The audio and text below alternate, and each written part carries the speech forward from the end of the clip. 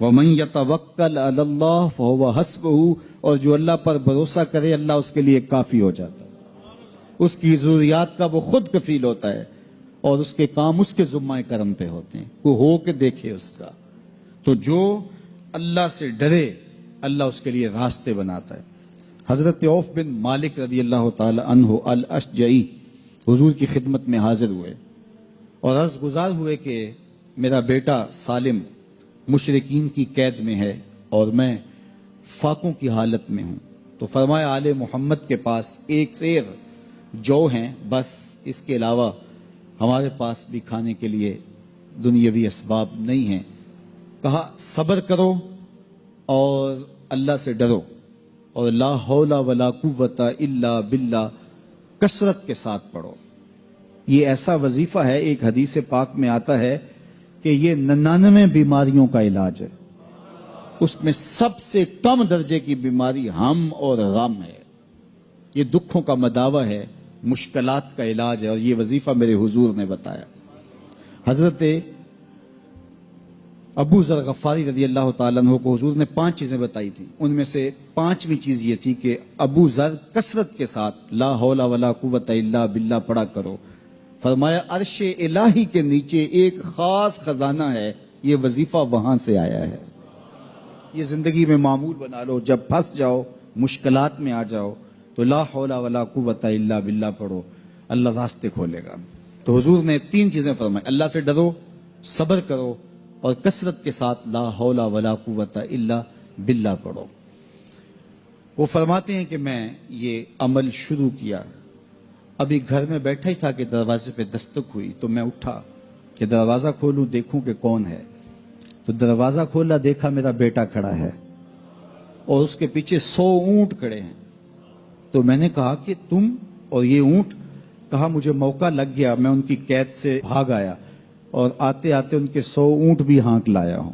وَيَرْزُقْهُ مِنْ حَيْثُ لَا يَحْتَسِبُ، وہ تمہیں وہاں سے رزق دے گا جہاں سے تمہیں گمان بھی نہیں، اس کے ہو کے تو دیکھو۔ اللہ اکبر، اللہ کے ہو جاؤ تو پھر وہ تمہاری ضرورتوں کا کفیل ہو جائے گا۔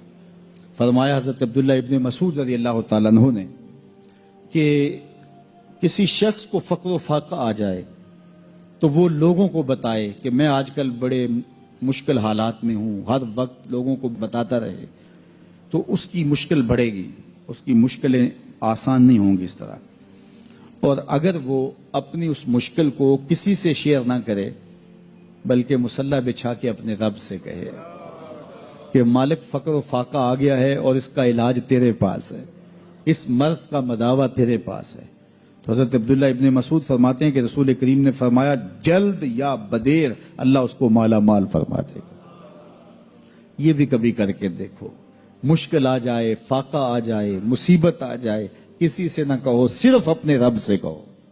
پھر دیکھنا اس کی کرم نوازیوں کا می کیسے برستا ہے۔ فرمایا اللہ پر بھروسہ کرنے کا جو حق ہے اگر وہ تم ادا کر دو، وہ تمہیں ایسے رزق عطا کرے جیسے پرندوں کو عطا کرتے۔ ہم تو دکان پہ جانا ہوتا ہے، فیکٹری میں جانا ہوتا ہے، ہم اپنے کاروبار پہ جانا ہوتا ہے، نوکری پہ جانا ہوتا ہے، مزدوری پہ جانا ہوتا ہے، ہمیں پتہ ہے کہاں آج صبح جانا ہے، لیکن پرندوں کو کوئی پتہ نہیں ہوتا کہاں جانا ہے، راس المال بھی نہیں ہوتا، لیکن صبح نکلتے ہیں، شام کو کبھی بھی خالی پیٹ نہیں آئے۔ بن توکل پنچھی اڑ دے، خرچ نہ پلے زیرا ہو۔ گھر سے خالی پیٹ نکلتے ہیں، جب واپس آتے ہیں تو پیٹ بھرے ہوئے ہوتے ہیں، اور پھر جو ان کی ضرورت ہوتی ہے اللہ وہ ساری ضرورتیں پوری کرتا ہے، جو جو ضرورت ان کی ہوتی ہے۔ یہ شیر کتنا گوشت کھاتا ہے اللہ روز اسے دیتا ہے،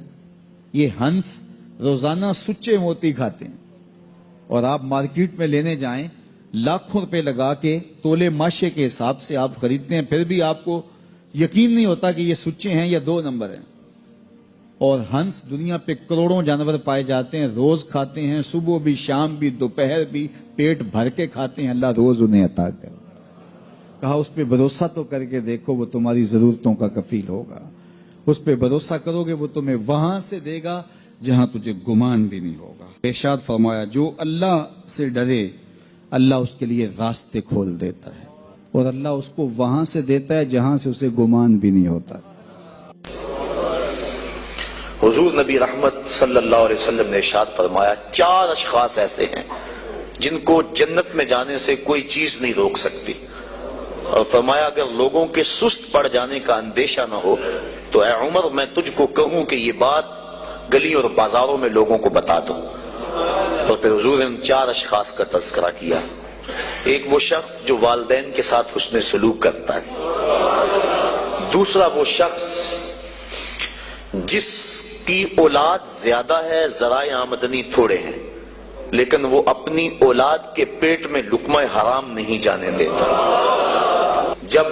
ذرائع آمدنی زیادہ ہوں اور پھر حرام سے بچنا یہ بھی بہت بڑی سعادت ہے، لیکن جب ذرائع آمدنی بھی تھوڑے ہوں اور اولاد بھی زیادہ ہو تو پھر حرام سے بچنا یہ بڑا مشکل اور آزمائش کا مرحلہ ہوتا ہے۔ تو جو اس موقع میں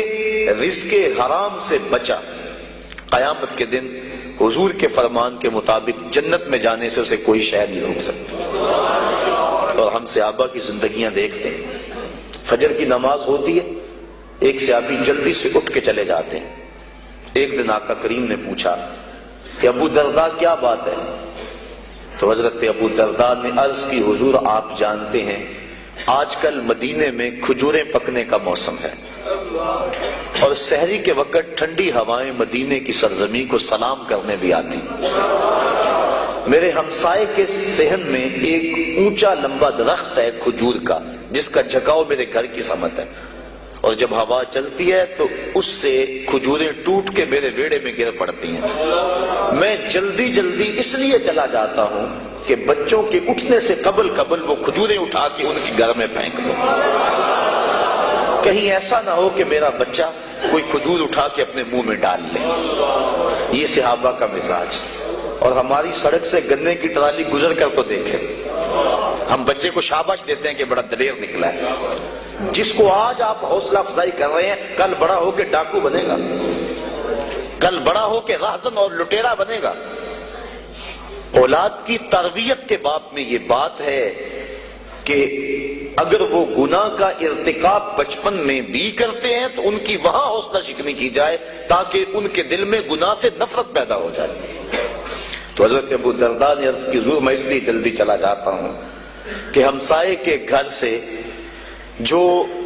کھجور کا درخت ہماری سمت جھکا ہوا ہے اس کی کھجوریں جو گرتی ہیں میں ان کو اٹھا کے ان کے صحن میں پھینک دوں تاکہ کہ میرا بچہ وہ کھجور اپنے اندر نہ لے لے۔ اور آپ جانتے ہیں کہ حضرت امام حسین رضی اللہ تعالیٰ عنہ مسجد نبوی میں آئے، صدقے کی کھجوروں کا ڈھیر لگا ہوا تھا، بچے تھے ایک کھجور اٹھا کے انہوں نے اپنے منہ میں ڈال لی۔ تو آقا کریم صلی اللہ علیہ وسلم تیزی سے آگے بڑھے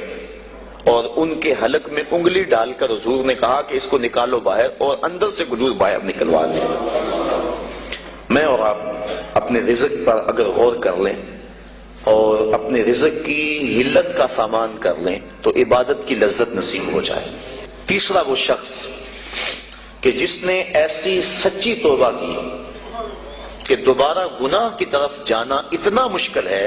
جس طرح تھن سے نکلا ہوا دودھ دوبارہ اندر نہیں جا سکتا۔ اور چوتھی وہ عورت جس نے